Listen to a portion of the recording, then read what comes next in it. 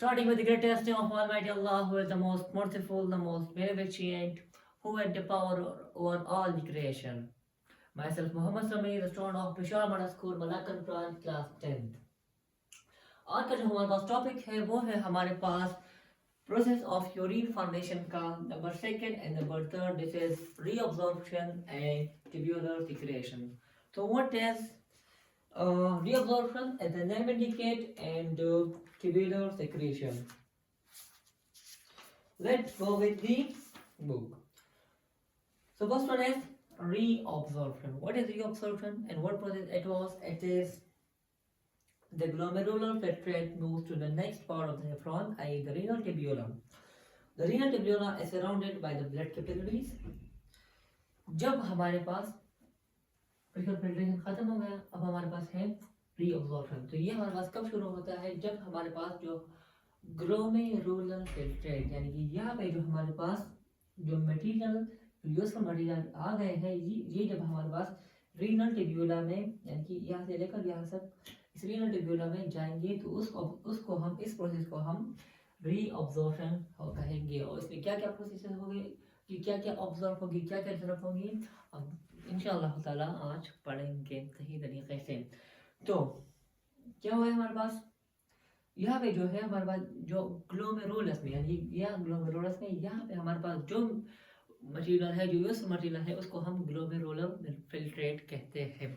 तब ये हमारे पास यहाँ से निकल के इस रीनल टिब्यूला में पहुंच जाते हैं जहाँ पे हमारे पास बहुत सारे ब्लड की रिलीज होती है. तो वहाँ पे हमारे पास क्या होता है, the useful constituent of the glomerular filtrate are reabsorbed into the blood capillaries. जब ये हमारे पास ग्लोमेरुलर से निकल के रीनल टिब्यूला में पहुंच जाता है तो इसमें जो यूजफुल अज्जा होते हैं ये हमारे पास निकलते हैं, ऑब्जॉर्व करते जाते हैं. जो ब्लड कैपिलरीज की सराउंडेड होती है, इसकी जो ब्लड कैपिलरीज होती है ये उसको उस ब्लड कैपिलरीज इसको ऑब्जॉर्व कर देती है. और some water and most of the glucose is reabsorbed from the proximal convoluted tubule. कुछ पानी यानी कि थोड़ा सा पानी और ज्यादा ग्लूकोज हमारे पास proximal convoluted tubule यानी कि जो सी शेप आप देख रहे हैं इसमें हमारे पास इस proximal convoluted tubule में हमारे पास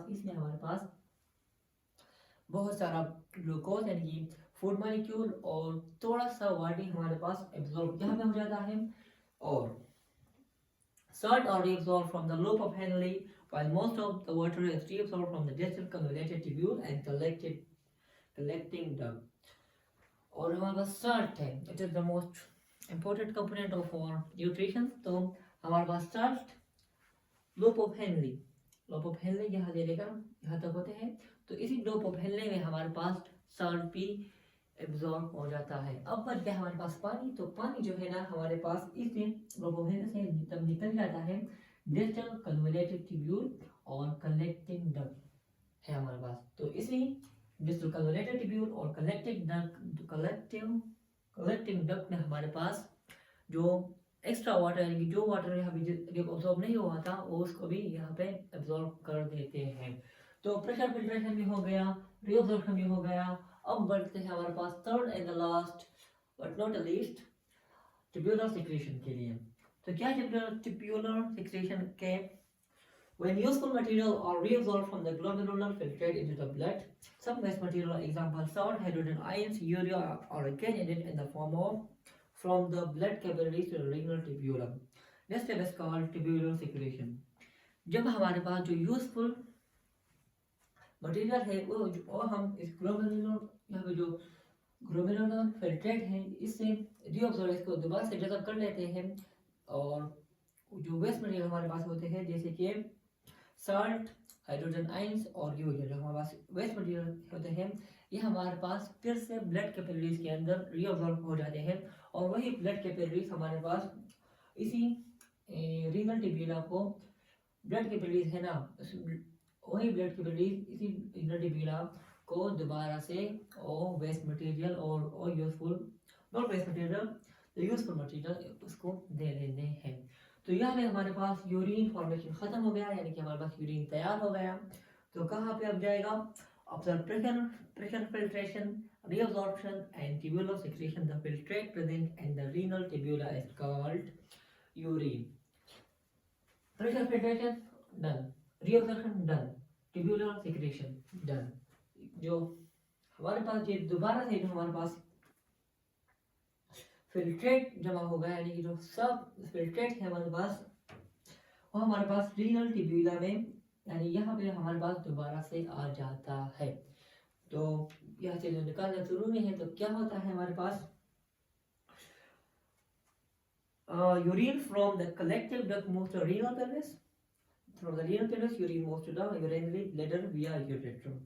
हमारे पास कलेक्टिव डक्ट यानी यहाँ पे यूरिन यहाँ से लेकर है कि एरो हुआ है, यहाँ से ऐसे जा रहा है, कलेक्टिव डक्ट्स में आ जाता है, कलेक्टिंग डक्ट्स में आ जाता है, और इसी कलेक्टिंग डक्ट्स के बाद हमारे पास रीनल पेल्विस में चला जाता है। और रीनल पेल्विस के बाद हमारे पास ये here it is stored when the urinary bladder is filled, urine is passed throughout the urethra। ये हमारे पास यूरिनरी ब्लैडर यानी कि कुछ इस प्रकार का हमारे पास हमने डायग्राम बनाया था, कुछ इस प्रकार का, sorry not this type of but may be this like this, कुछ इस तरीके का हमारे पास होता है। ये हमारे पास यूरिनरी ब्लैडर है, यूरिनरी ब्लैडर, और ये जो है हमारे पास ये है यूरेथ्रा, ये हमारे पास यूरेथ्रा है। तो टेम्पररी स्टोन होता है, यानी कि अर्जी तौर पर हमारे पास यूरिनरी ब्लैडर में यूरिन स्टोर हो जाता है। इन सब प्रोसेस के बाद यहाँ से निकल के फिर रीनल पेल्विस, और फिर रीनल पेल्विस के बाद यूरिनरी ब्लैडर, यानी कि यहाँ पे थोड़ी टाइम के लिए, यानी कि कुछ अर्सा के लिए स्टोर हो जाता है, और फिर यूरेथ्रा के थ्रू, इसके थ्रू हम इसको अपनी बॉडी से निकाल देते हैं। तो दैट्स इट। अल्लाह हाफिज़, फ़ी अमान अल्लाह।